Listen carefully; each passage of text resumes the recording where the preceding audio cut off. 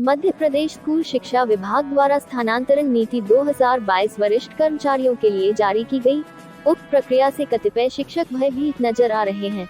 बच्चों की बोर्ड परीक्षाओं को ध्यान में रखते हुए प्रशासन की तुगलकी आदेशों को प्रांतीय शिक्षक संघ एवं समग्र शिक्षक संघ द्वारा उक्त प्रक्रिया बोर्ड परीक्षा के बाद जारी की जा सकती थी। बच्चों की बोर्ड परीक्षाओं को ध्यान में रखते हुए शिक्षकों को मानसिक रूप से फ्री रखना चाहिए ताकि बच्चों के परीक्षा परिणाम प्रभावित न हो। जिला शिक्षा अधिकारी कार्यालय द्वारा उच्च श्रेणी शिक्षक और सहायक शिक्षकों की जारी सूची को अपडेट किया, जिसमें सेवानिवृत्त शिक्षक, दिवंगत एवं स्थानांतरित शिक्षकों के नाम पोर्टल पर चढ़े हुए हैं। पोर्टल पर कार्य करने वाले कर्मचारियों की त्रुटियों का खामियाजा शिक्षकों को भुगतना पड़ रहा है। शासन पहले त्रुटियों को सुधारे, इसके बाद सूची जारी करें आदि मांगों को लेकर जिला शिक्षा अधिकारी को ज्ञापन प्रेषित किया गया। उधर संगठन की ओर से सभी से जानकारी प्राप्त की गई। जिनकी पेंशन हो गई व मृत हो गए हैं उनका नाम हटाना, शिक्षक साथियों का संशोधन करना, आवेदन संकुल पर दिए गए हैं। उक्त सूची को अपडेट कर सर्विस बुक में एंट्री करवाने की मांग की गई, जिससे समस्त शिक्षक लाभान्वित हो सके। शासन स्कूल शिक्षा विभाग के द्वारा स्थानांतरण नीति 2022 अधिकारी कर्मचारियों के लिए जारी की गई थी। उस नीति की कंडिका 3.2 में जहाँ अति शालाओं में विषय के मान से या बच्चों के मान से शिक्षक की अधिकता है या कहीं पर शिक्षक शून्य है या 1-2 है, ऐसी स्थिति में उन लोगों को समायोजित करने के लिए शासन के प्रावधान थे, किंतु वर्तमान में कक्षा 10 और कक्षा 12 और वर्ष 2022-23 सत्र से कक्षा 5 और कक्षा 8 को भी बोर्ड की गई है। वर्तमान में शिक्षक इस प्रक्रिया से भयभीत हैं और मार्च 2023 में सत्र 2022-23 के एग्जाम होने जा रहे हैं। इससे कहीं ना कहीं बच्चों के परीक्षा परिणाम पर प्रभावित होंगे। शिक्षक को मानसिक रूप से शासन को फ्री रखना चाहिए और यदि इस प्रकार की कोई प्रक्रिया शासन को करना है तो बोर्ड परीक्षाओं की बात करें। सर्वप्रथम तो ये देखा जाए कि कितने शिक्षक उक्त सूचियों से जो थे शिक्षक वो दिवंगत हो गए हैं, किसी का स्थानांतरण हो गया है, ये पोर्टल पर कार्य करने वाले की त्रुटियाँ हैं। तो पहले शासन अपनी त्रुटियों को सुधारे।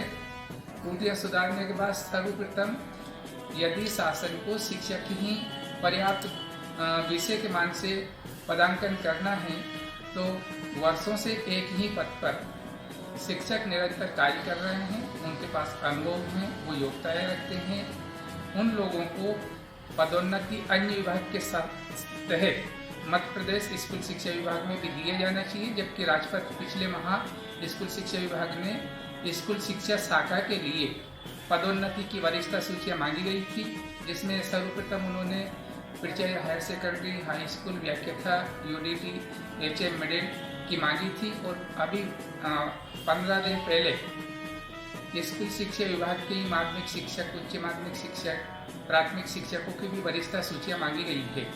तो शासन पहले इन लोगों को जब पैसे दे रही है तो सरकार को अलग से कोई इन्वेस्ट नहीं करना पड़ेगा। अनुभवी शिक्षक के योग्यता रखते हैं, रिक्त स्थानों पर इनको पद पूर्ति करना चाहिए, उसके बाद ही अतिशेष की प्रक्रिया को अपनाना चाहिए और यदि भर्ती भी किया जाना है तो प्राथमिक के पदों पर करें ताकि सरकार को आर्थिक रूप से ज़्यादा अतिरिक्त व्यय नहीं आएगा। और वर्तमान में इस प्रकार की प्रक्रियाओं को हम प्रांतीय शिक्षक संघ की ओर से शिक्षक और बच्चों के हितों में और पालक अपने बच्चों को चाहते हैं कि हमसे बेहतर शिक्षा व्यवस्था प्राप्त हो, अच्छे पदों पे जाए। तो शिक्षक हैं, पालक हैं और बालक हैं, इनकी शिक्षा पर जो वार्षिक परीक्षाएं हैं उन बोर्ड परीक्षाओं पर कोई परिणाम प्रभावित ना हो, इसको देखते हुए सरकार से अनुरोध है कि इस प्रक्रिया को भी स्थगित करें और अपनी पोर्टल पर दुरुस्त करवाए, संकुल प्राचार्यों से जानकारी ले, उसके बाद ही कार्य करें। अन्यथा आनंद फानंद में 31 जनवरी को आप शासन स्कूल शिक्षा विभाग जिला शिक्षा अधिकारी कार्यालय राजगढ़ से आदेश होता है और उसमें कहा जाता है कि दिनांक 1 फरवरी 2023 से 3 फरवरी 2023 तक आप अपने दावा आपत्ति संकुल प्राचार्य के माध्यम से क्रमांक 1 से क्रमांक 11 की जो जानकारी है उसके आधार पर अपने दावा पत्र जमा करें, अन्यथा स्वीकार नहीं किए जाएंगे। और पूर्व में जो किए गए उसके लिए भी कह दिया गया है कि पूर्व के जो दावे आपत्ति हैं ये 3 तारीख के बाद में जो जमा होंगे उनको स्वीकार नहीं किया जाएगा। तो पूर्व में जो जानकारी हमारे विभागों से गई है वरिष्ठ कार्यालय को, उसके आधार पर पोर्टल को सुधारा जाना चाहिए। शासन को जमीन का स्थिति का ज्ञान नहीं देता है, क्योंकि शासन के अंग के रूप में जिला शिक्षा अधिकारी, विकास के शिक्षा अधिकारी, संकुल प्राचार्य आदि बैठे हैं। तो एक अच्छे से एक अभियान बना करके जिसमें पारदर्शिता हो, किसी भी शिक्षक को आहित ना हो, वो मानसिक रूप से परेशान ना हो, और एक स्वच्छ मानसिकता के साथ कक्षा कक्ष में शिक्षक पहुँचे, ताकि हमारे प्रदेश की बोर्ड परीक्षाओं को परिणाम बेहतर आ सके। शिक्षा, स्वास्थ्य और सुरक्षा, ये 3 बिंदु है। इस पे सरकारों को ज़्यादा नवाचार नहीं करना चाहिए। कर्मचारियों के शासन से अधिकृत माननीय श्री रमेश चंद्र सरवाली, जो वर्तमान में मंत्रालय में बैठते हैं, और कर्मचारी कल्याण समिति के अध्यक्ष सह राज्य मंत्री दर्जा उनको प्राप्त हैं।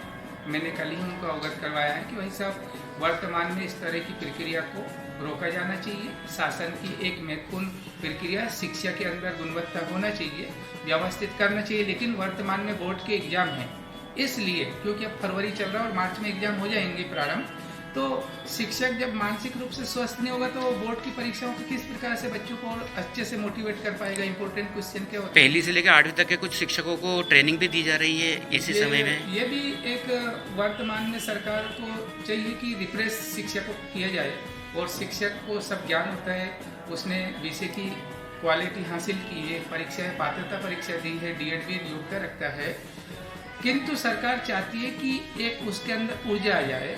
तो ऊर्जा लाने का समय यह नहीं है, इसमें सरकार के पैसे का जो बजट होता है उस बजट की पूर्ति और प्रशिक्षण के नाम पर उसको केवल खाना पूर्ति नहीं करना उद्देश्य होना चाहिए। जब ग्रीष्म अवकाश होता है, उस ग्रीष्म अवकाश में शिक्षकों की प्रशिक्षण होने चाहिए, ताकि बच्चों के बीच, अभी वर्तमान में किसी शालाओं में 0 शिक्षक हैं, कहीं पे 1 ही है, कहीं पे 2 है, और निरंतर इस तरह की बैठ के हैं, इस तरह के प्रशिक्षण हैं, परीक्षाएं भी बिल्कुल नजदीक है, समय है, नजदीक हैं। ऐसी स्थिति में शिक्षक को बच्चों के बीच होना चाहिए, ना कि उनको प्रशिक्षण लेने की आवश्यकता है।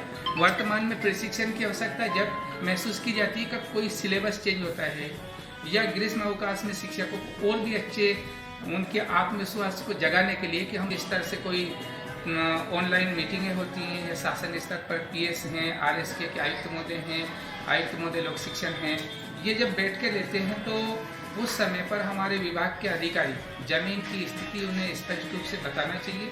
जबकि कहीं ना कहीं वरिष्ठ अधिकारियों के दबाव के कारण वो जो शासन में आईएएस लागी जो भी नीतियाँ बना रही थी उन पे हाँ करके और कह रहे थे बहुत अच्छी नीति है। तो इस प्रकार की प्रक्रिया को हमें निष्पक्ष रूप से सरकार के सामने निडर होकर के विभाग के अधिकारी कर्मचारियों को बोलना चाहिए। वरिष्ठ सूची में जो दिवंगत लोगों के नाम हैं या जो रिटायरमेंट हो गए उनके नाम हैं, तो इसमें किसका फॉल्ट है, सबसे बड़ा गलती कहाँ से? विभाग के जो पोर्टल, एजुकेशन पोर्टल पे जो शिक्षकों की जानकारियाँ संग्रहित करते हैं, और जब जमीनी स्तर से कोई जानकारी आती है तो उसकी कचरे की फाइल में नहीं रखना चाहिए। उस कोई भी विभाग से आपने जानकारी लेटर जारी करके मांगी गई है तो फिर उस पर जो उत्तरदायित्व जिसके पास है उसको बैठ के उसको संग्रहित करना चाहिए। ये तकनीकी त्रुटि है और ये विभाग के उच्च अधिकारियों से हाथ में पूरे शिक्षा विभाग की बागडोर होनी चाहिए। वो तो 3 दिन से खाली पड़ा हुआ है पद, अभी तक उस पर कोई पूर्ति नहीं हुई, तो उसको लेके क्या कहेंगे? हाँ, विगत 31 जनवरी 2023 को हमारे बहुत ही अनुभवशील और कर्मठ और कर्तव्य के प्रति निष्ठावान हमारे आदरणीय बीएस बिसुरिया साहब सेवानिवृत्त हुए हैं। तो वर्तमान में जिला शिक्षा अधिकारी में अधिकारी कार्यालय में सहायक संचालक श्री आर के मीना जी अभी वर्तमान में प्रभार में हैं। शासन निश्चित रूप से कोई ना कोई नवीन अधिकारी या उनको दायित्व देंगे, लेकिन कोई भी कर्मचारी जाते हैं, सेवानिवृत्त होते हैं या अवकाश पे जाते हैं, तो हम निश्चित ही जो भी हमारे विभाग में, स्कूल में, कार्यालय में जो भी अधीनस्थ अधिकारी होते हैं उससे कनिष्ठ उनको जो वर्तमान में जहाँ उपस्थित प्रेजेंट टाइम में वरिष्ठ होते हैं उनको प्रभार दिया जाता है। इसी प्रक्रिया के तहत आदरणीय बिसुरिया साहब सेवानिवृत्त हुए हैं। तो वर्तमान में आर के मीना जी सहायक संचालक के पद पर पदस्थ हैं, तो वर्तमान में प्रभार उन्हीं के पास है। और शायद मैंने आदेश देखा था उन्हीं के साइड से हस्ताक्षर से आदेश जारी हुआ है, लेकिन हम त्रुटि सुधरवाएंगे, अवधि भी बढ़वाने का प्रयास पूरा रहेगा। और इस प्रक्रिया को हम चाहते हैं कि सरकार इस प्रक्रिया को अप्रैल के बाद